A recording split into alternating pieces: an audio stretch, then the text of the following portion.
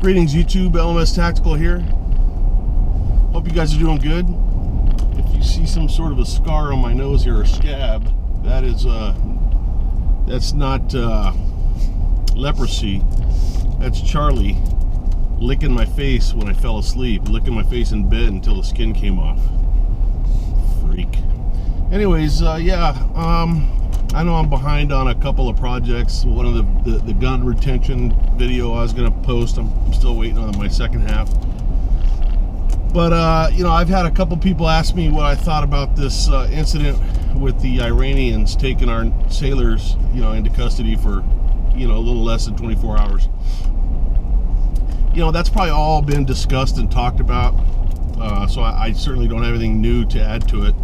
And so many people have talked about it. My thoughts on it are not even original anymore, because I'm sure that everybody or every possibility has been discussed. That being said, my initial thoughts when I saw the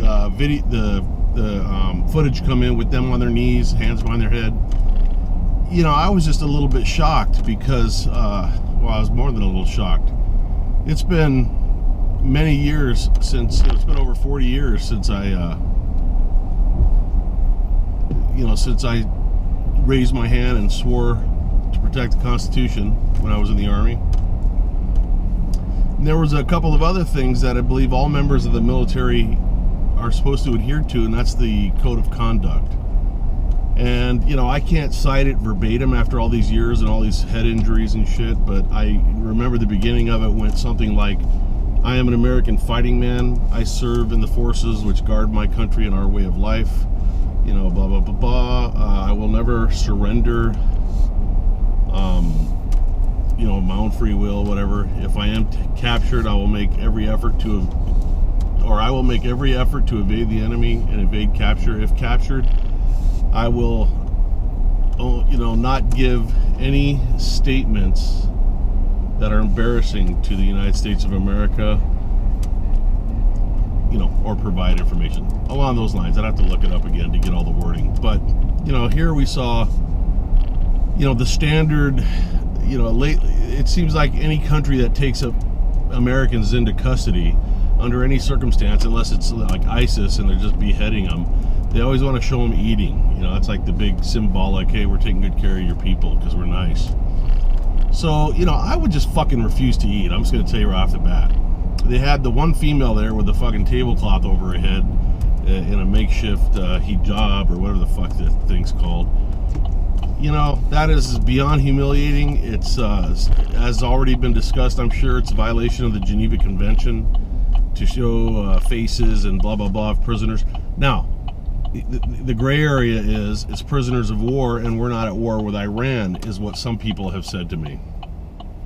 One guy got real self-righteous and says, hey, yeah, just in case you didn't know, we're not at war with Iran. Dwell on that.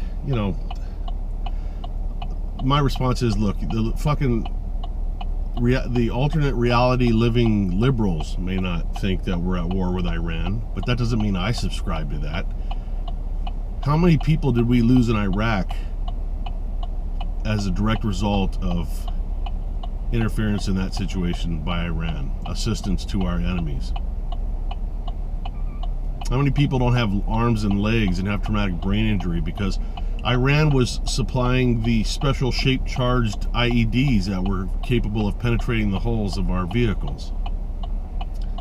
Not to mention that they had boots on the ground and were assisting with material, weapons, and advisors. Iran is no friend of the United States. Now, I know we're just getting ready to hand them over $100 billion or $104 billion. And today they did release, I haven't seen the news this afternoon, but this morning I saw that they released four people that they had in custody, including the Christian pastor whose wife has been doing a hell of a job trying to... How fucked up is their life going to be? I mean, this guy's been in custody for a long time, and I'm sure they weren't letting him watch reruns of Gilligan's Island. They're a torturous, brutal regime, and they're responsible for a lot of American blood, not just in Iraq but throughout the world. You know, so fuck them, man. If they're not at war with us, I'm at war with them in my mind, so fuck them. So here we have, you know, now, the disclaimer, if the family members of the sailors that were captive somehow get drunk and scroll through YouTube and see this, I can't clean it up just because, you know, it's your son. Or, you know, if it was my son, you know, maybe I'd feel different. But seeing the what I believe is the highest ranking guy there, the captain, I believe, and I'm not real familiar with naval rank, but I think he was referred to as a captain.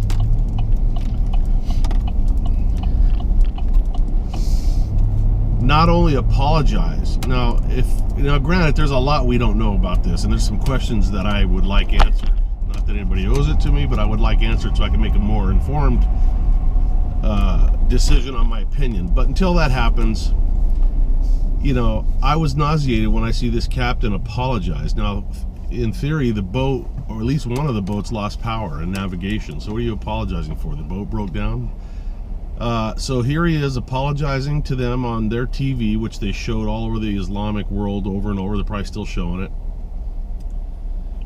And as if that's not bad enough, that he says, hey, you know, it was our fault. I'm sorry. I appreciate the great way you guys have been treating us.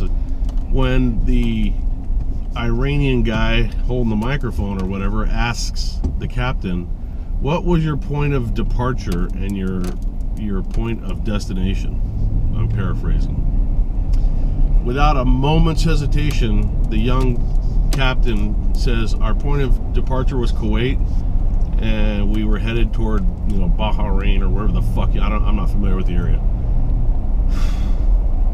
There's your violation of the code of conduct.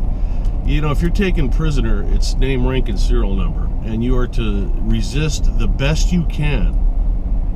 The best that you can, to the best of your ability, you're to resist. And I think after Vietnam, they changed the wording to resist to the best of your ability. It used to be, you know, I will not make any comments, blah, blah, blah, blah, under any circumstances. But, you know, they had to give people a way out if they broke under torture. And, you know, all of us have a breaking point. You know, all you got to do is show me a fucking piece of bamboo and an electrical cable, and I'm going to tell you every goddamn thing that I know, and some shit that I don't know. I'll just start making shit up. I'll sing like a fucking canary. But, you know, I'm not out there protecting the fucking country either. And this guy, I believe, was a Naval Academy graduate, I think. You know, is this a reflection of what our military is now? Is this what they're teaching our young people?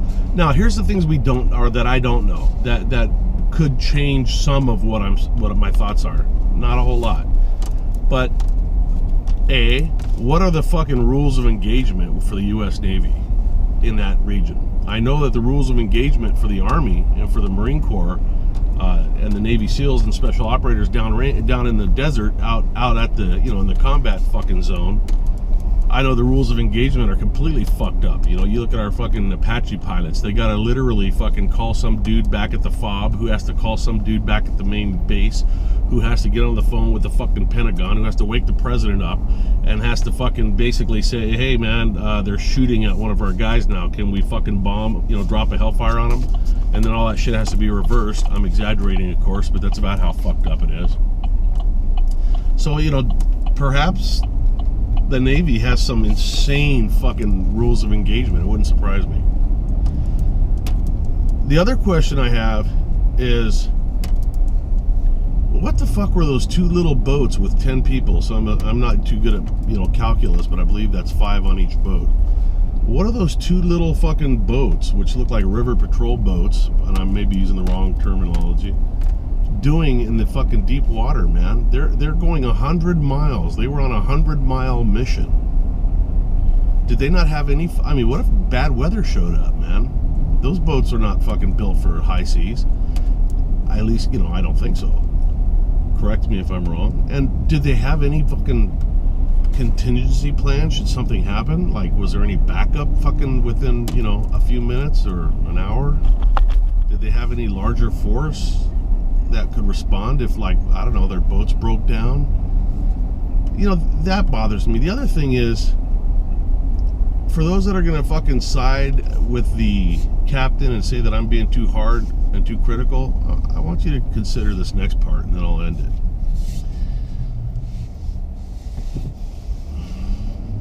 He did not, because people are going to say, and I'm sure they are, he was doing what he had to do to protect his crew.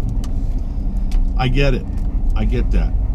But did you see the fucking armament on those two boats? Now, if both boats were disabled, that's a goddamn that's like a Devil's Triangle mystery. How could they both fucking break down? I think they said their fucking navigation equipment wasn't working. I mean, were they being jammed by these fucking Iranians somehow? But you look at the boats that came to take them into custody, and then look how well armed the American boats were. And I assume one still had power. There was not a shot fucking fired, no warning shots, nothing. And to make it worse, they surrendered not just themselves, but 2 fucking vessels of the United States Navy, supposedly the strongest military on earth. We just gave those fucking boats to them so that they could rummage around in them, and you see them taking out fucking Berettas and shit. We handed over all the weapons. Now, what would you do if you were Captain Mike? Me. Okay, I was never in the Navy, but I'll tell you what, the first thought that came to my mind, if I had elected for whatever reason to give up my men and myself to let us be taken into custody, none of that would have happened until I literally threw every fucking weapon overboard. I wouldn't let those motherfuckers capture my weapons. This is never gonna happen. Now, I'm sure they gave them back and everything's cool, and that's completely tied into this $104 billion that they're getting from us so that we can help them finance their fucking murder of more Americans down the road.